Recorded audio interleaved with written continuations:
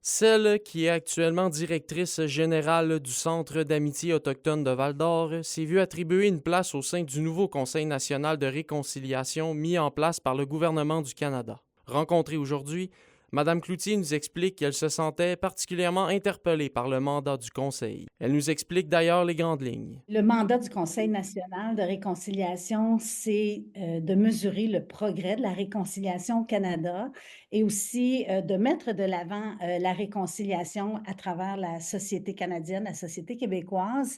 Édith Cloutier mentionne l'importance de mettre en valeur les efforts mis en place dans les dernières années, notamment dans le monde économique. Elle met de l'avant les efforts de certains acteurs du milieu par rapport au partage de ressources naturelles. Hydro-Québec a adopté une stratégie de réconciliation avec les peuples autochtones au Québec, là où il y a du développement par Hydro-Québec et de vraiment introduire la co-responsabilité, le co-développement et le partage qui découle de l'exploration, l'exploitation des ressources naturelles. Le même sentiment est partagé au niveau du sport. Il y a quand même des choses intéressantes et importantes qui se passent sous l'angle de la réconciliation.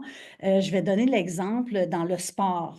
À l'échelle de la Ligue nationale de hockey à travers le Canada, les grandes équipes comme Winnipeg ou les Canadiens de Montréal ont introduit maintenant des protocoles de reconnaissance territoriale au début de chaque partie de hockey qui se joue chez eux.